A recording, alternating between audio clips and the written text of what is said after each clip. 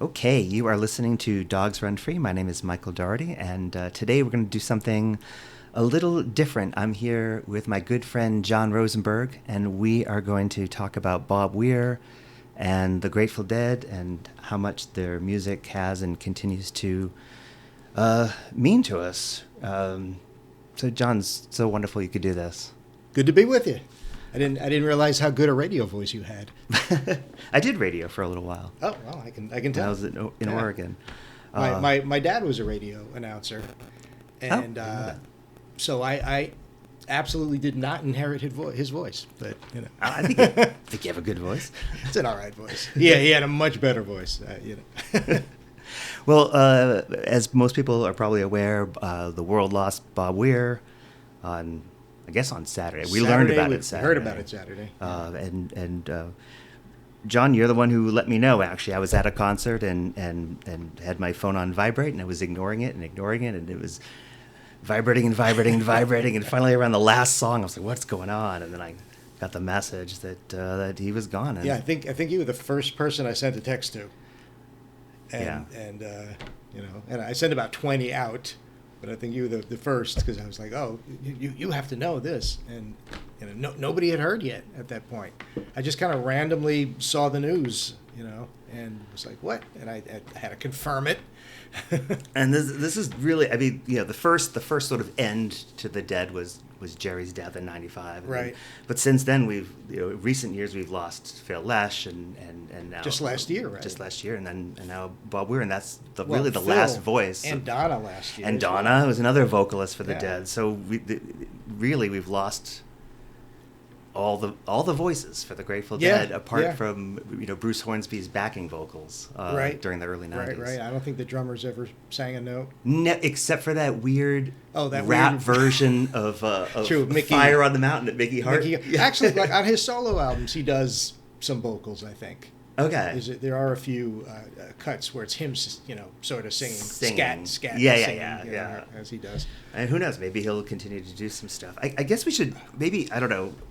We're going to keep this loose, but maybe we should start with talking about how we each got into the Dead. Like, what was the first song you ever heard? Like, before you saw them, like, what got you turned on to the Grateful Dead? If you could remember. There's a few interesting stories. Well, I don't know if anybody else will find them interesting, but the first rock concert I went to was Yes. And that was like kind of early mid 80s, like 83, 84, something like that. And I was still in high school. I lived in New York, but the concert was in New Jersey. And my sister got 4 tickets. My younger sister, who was much cooler than I was back in those days. She got four tickets to see Yes at the Meadowlands, in New Jersey. Yeah. And so I had just gotten a driver's license. There's no way I was driving out to New Jersey. So it was me, my sister, her friend Debbie, and we needed to find someone to drive. So we got Debbie's cousin, whose name I can't remember. We gave him the 4th ticket for free if he would drive, And he was like, yeah, sure, I'll do that. And, he turns out to be this, kind of stoner dude, who shows up in a denim jacket with all these Grateful Dead patches on it. And the whole time he was talking about the Dead. We're going to a Yes concert, but he's talking about the Dead the whole time. And he's telling me about how, they're so great. They play a different show every night. And I'm like, who wants that? It's like, this was like my first rock concert. I thought every song was going to sound like it was on the album, the studio. Yeah. I was like thrown for a loop by the whole experience. And so that was the first time anybody ever talked about the Dead, that it like even entered my consciousness. And honestly, the name scared me. I thought it was like some kind of a death metal band. I had no idea. So then cut to about 4 years later. 4 years later, and I'm in college, and tried smoking pot a few times, and finally had an effect on me. And I was just hanging out with these guys, and they weren't Deadheads at all, but somehow somebody had gotten a copy of Dead Set. Yeah. So I would hang out with this gang of guys, and this is back in the days of CD changers. Remember those? Yeah, for those who don't know, Dead Set was a live album that came out in '81, featuring their electric stuff. Reckoning came out that same year, featuring acoustic shows. Well, but the shows on the CD on the album were from 1980. Right. Yep. Yeah. For both those albums. Yeah. Radio City Music Hall, if I recall. On those. I think so. Yeah. Yeah. But anyway. But somehow, mixed into the, just the albums, the songs was Fire on the Mountain. And that kind of became, a thing. And we would kind of goof around with it. Like we'd be singing it, but then we'd all have to say, what we put on the mountain. So it'd be like, donut on the mountain. And then the next guy would be like, magazine on the, just stupid random shit. But, just stoner. Yeah. Goofball stoner shit. And so that kind of turned me on to that album.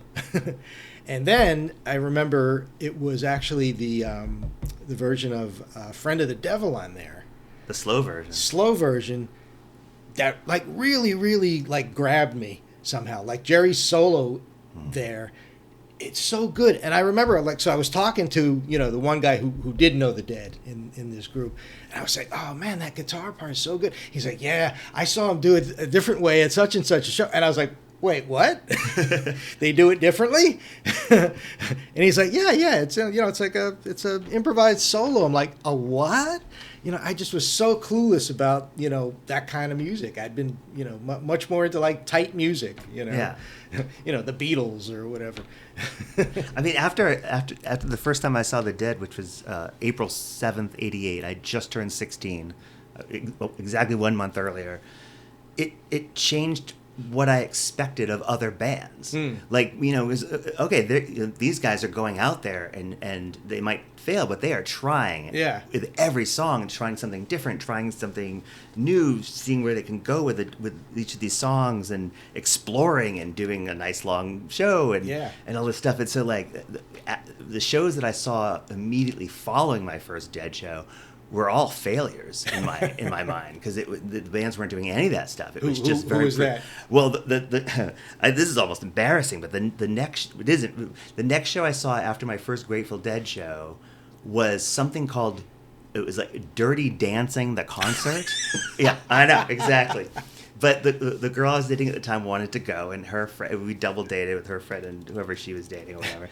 And was it the Righteous Brothers? Right, it was the Righteous Brothers. Okay. It was the Contours. It was so it was the original. It was 60s band. That's what made me interested in it. Yeah. But it was like a show. There were dancing girls on the stage and all that, and it was they were doing the whole Dirty Dancing. It was terrible. Act. Yeah. It was so bad that I sat down and closed my eyes and just started in my head replaying the Grateful Dead show that I'd been to, and I was like, all right, this clearly I gotta focus here.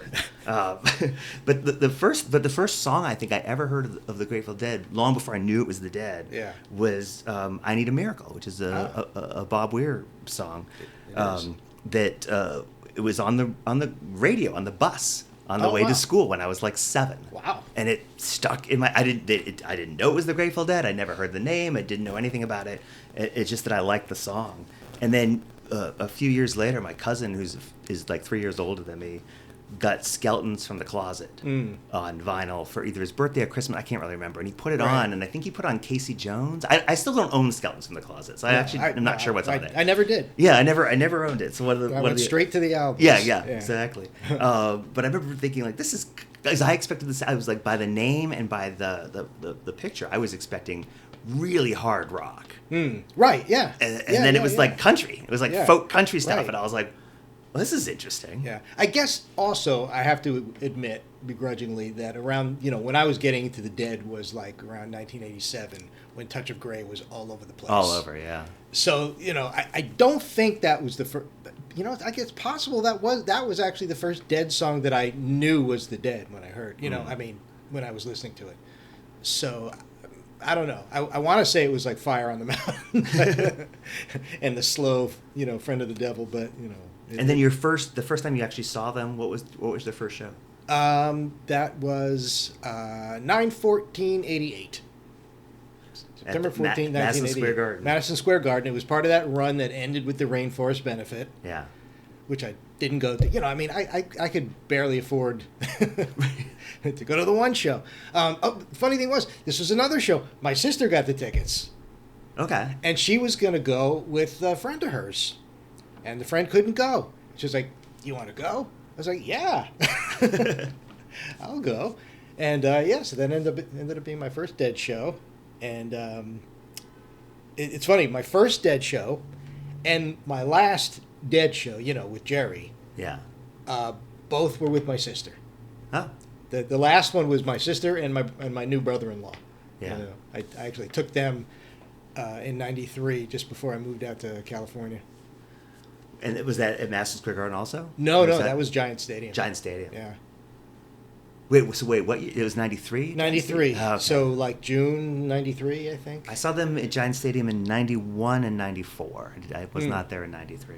I saw the '91 show that we both agreed was not so good. Yeah, and I still haven't gone back to. So it's not as bad as you remember it. It was just disappointing at the time.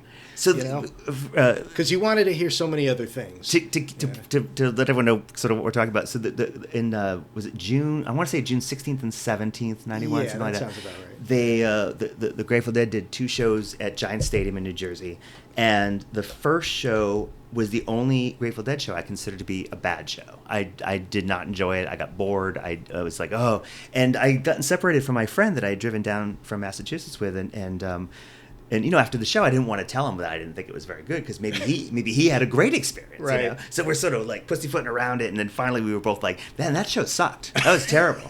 And it was so bad that we actually thought about giving away our tickets for the next night and just driving home. And then I'm so thankful I did not do that, because next night was maybe the best show I saw. That was June 16th, 91. Yes. So then the 17th opened with Eyes of the World. Right. There was this light rain coming down. The next night was I wasn't at that show. Oh my God, it was so good. So we saw our first shows the same year in '88.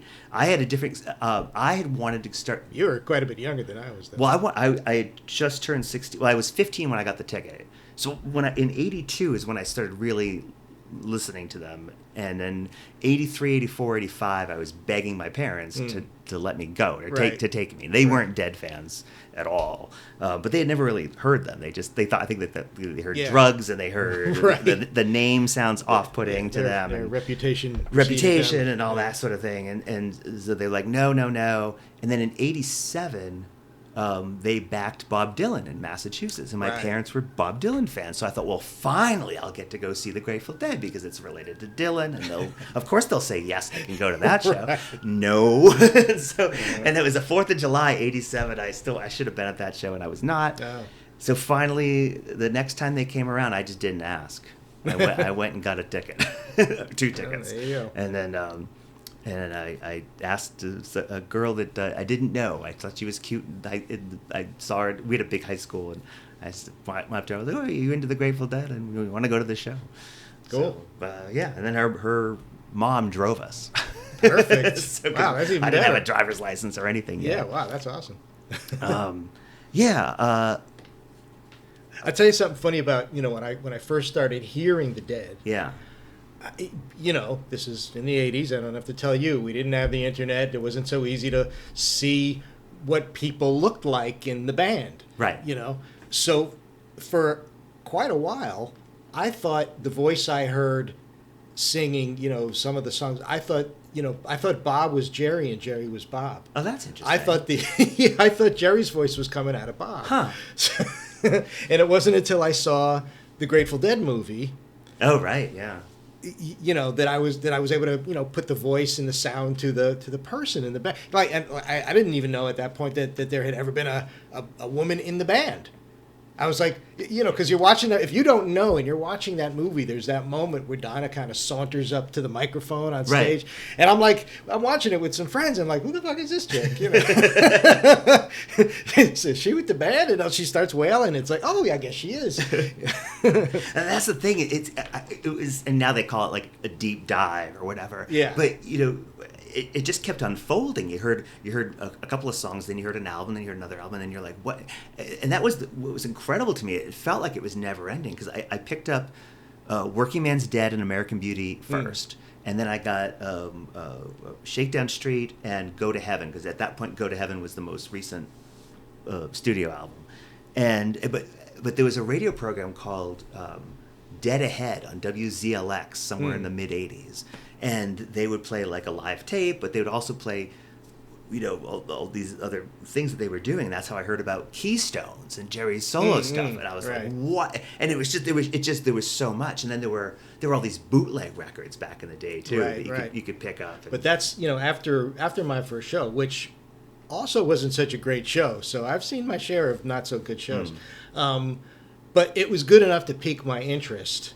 And even though I didn't even see them again until like 1990, I got really into the tapes. Yeah. You know, I started tape trading, you know, like Relics magazine, the little, you know, classified ads in the back. And I would just, you know, contacts. I don't even remember how we did it back then. Did you call somebody or send them a card? I don't even remember. You had to. So here's another. So for those who are either newer to the Grateful Dead or the Grateful Dead's music, or have no idea what we're talking about, back in the day, which is most of them, there were 3 magazines dedicated to the Grateful Dead. 3 magazines, which is insane. There was Dead Relics, which later became Relics. Yeah. And there was Dupree's Diamond News.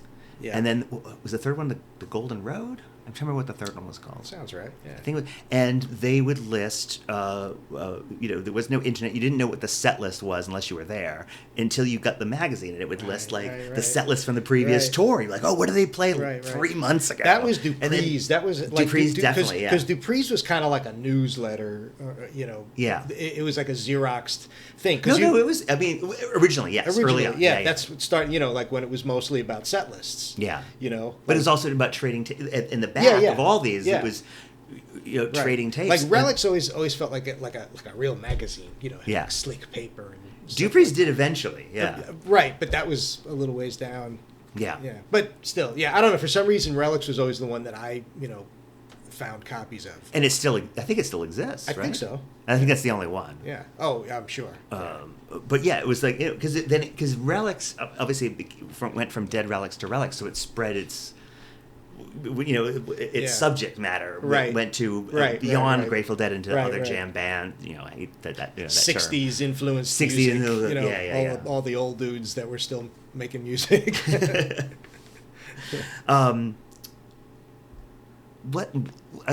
We should maybe focus a little bit on Bob, and I'm just curious.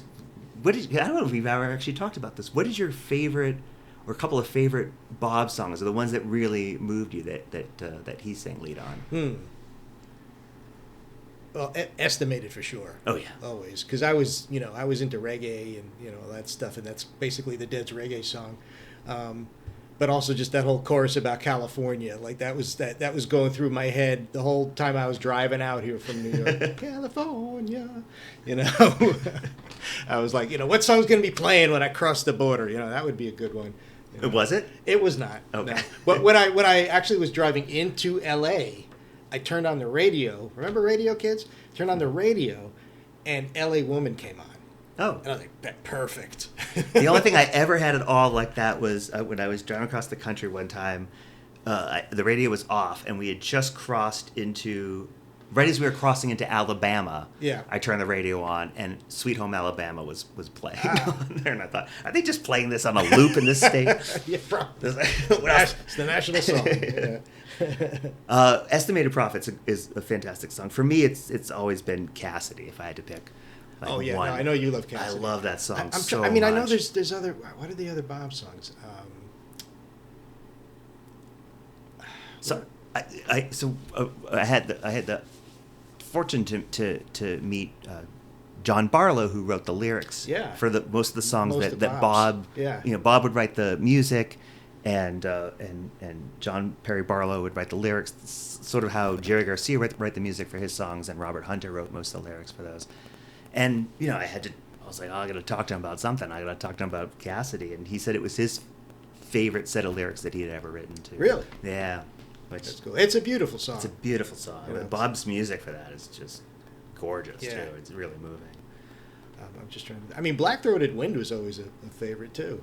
Yeah, and it was great when they brought that back. Yeah. And they started playing that again in the 90s. Because I don't think that had dropped out of the set list for quite a while. And of course, geez, Truckin'. Geez. Oh, right, yeah. That's I think how many people have songwriting credits on that one, though? I think it's not just... It's almost the whole band, Yeah. I guess. But it seems like Bob has a lot. It's a Bob song. It's a Bob song for sure, yeah. I don't think Jerry could have gotten his tongue around some of those lyrics, the whole arrows of neon and flashing marquees out on Main Street. I can't sing like, that line. Yeah, it's like you have to really, really think about it.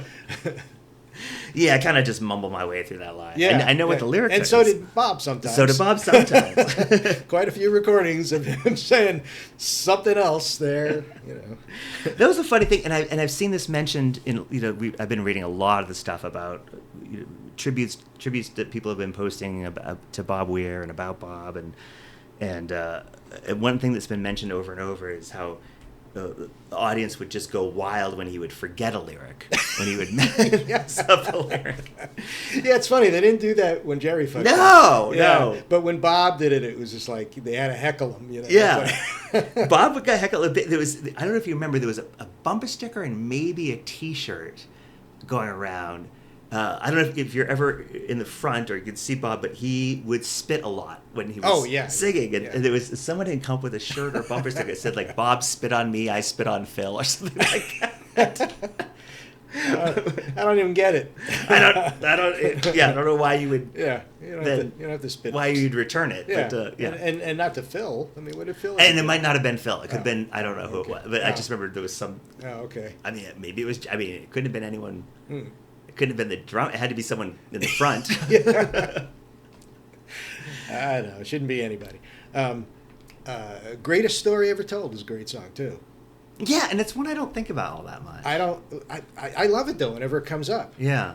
I mean, there's like so many great versions from like 72, 73. Yeah. Where like Phil's really kind of taking control of it. With that just throbbing bass line through the whole thing. But it's 100% a Bob song. Yeah. And it's like a light, humorous sort of a song. It's great when Donna was singing it with him. I also, and I remember at the time people were like, oh, they're playing this too. There was always songs that people thought the Grateful Dead were playing too often. Right. And one of them in the 80s was Hell in a Bucket. People thought, yeah, playing it again. There's a Bob song. Yeah. I love that song. I like it too. I love it. And it's got a bite and like an attitude that a lot of Dead songs don't have. Yeah. It's acerbic. Yeah.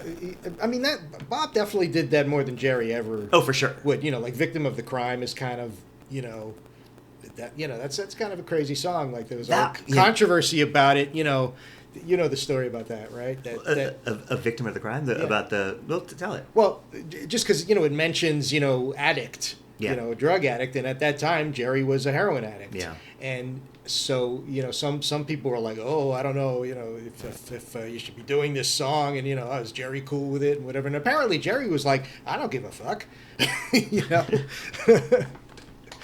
Why are you asking me? It's a cool song. I'll play it. Yeah. That's one of the ones I didn't care for. It had kind of an ugly sound to it. It does. It's almost it's almost Revolution Number 9 sort of a thing. Almost a weird mechanical sound to it. Yeah, that too. But you know who co-wrote that song with Bob? Not Barlow. Was it Hunter? No. Who was it? It's a guy named Garrett Graham, who's an actor who was in Phantom of the Paradise. Oh God. He played Beef in Phantom of the Paradise, and he's also in the movie Used Cars. Oh my God! I haven't seen that. Yeah, he's the guy. I don't remember the character's name, but yeah, he's the guy that's like has a fear of like red cars. Yeah. Oh boy, I haven't seen that movie since I was a kid. Anyway, yeah. I don't know. Arcane references. Huh. But Bob, that's who Bob co-wrote Victim of the Crime. Is that the only song he co-wrote with Bob? With him, yeah, as far as I know, yeah.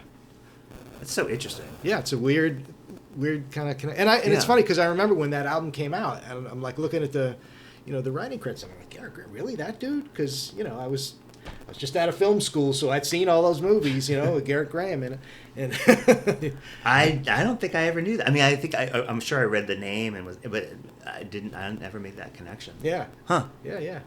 Apparently he and Bob were buddies, and somehow that songwriting just came about.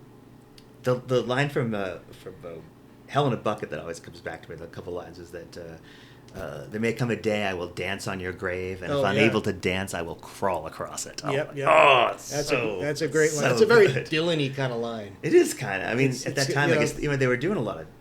I mean, they did a bunch of Dylan, especially Bob. Bob did more Dylan songs. I don't know how I could never remember those lyrics.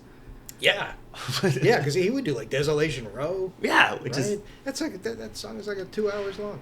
I mean, most Grateful Dead songs are long, but it's during the jam. This song is long without them jamming at all. Right. Just all those lyrics, the lyrics, all those verses, all those verses. Yeah. I did like when he did When I Paint My Masterpiece. That's one of my favorites. That was one of my favorite Dylan songs. Yeah. So to hear them doing it was great. What else did they do?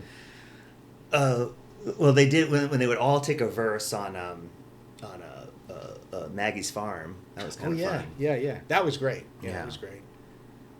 They would do the same on The Wait. On The Wait, yeah. The other thing, you probably heard about that.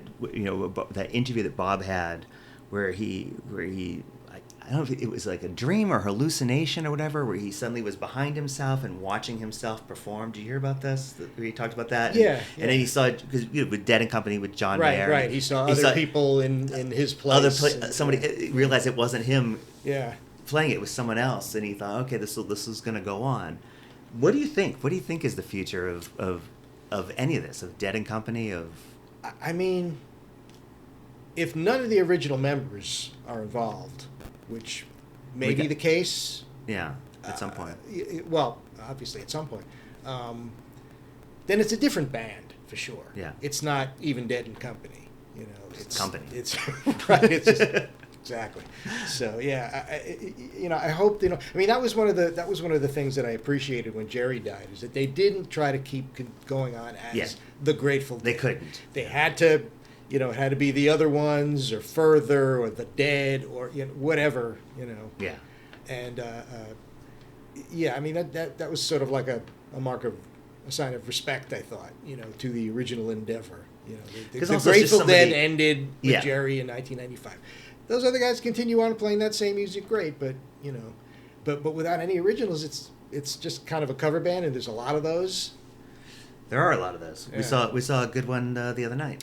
We did, and I'm amazed. I can't imagine there's any other band out there that has as many cover bands. I don't know, their music, because there are bands that have some tribute bands, which is kind of a different thing. Like, the tribute bands where they try to, they dress or they act. Lump them all together. Yeah, okay. I mean, just bands playing other bands' music, right? And trying to appeal to the audiences of those bands, Yeah, because I remember, because like back in the 90s or whenever it was, you had like Led Zeppelin, the Zeppelin cover band. You had Wild Child was a Doors cover band. You had Atomic Punks, a Van Halen cover. Like all and it was like a thing. Maybe it's like a Valley thing. I mean, that still goes on. I think. I know, but you don't hear about it as much. No. And then there were the sort of like variations where it was like AC/DC, which was the all woman AC/DC cover band, and the Iron Maidens, which same thing.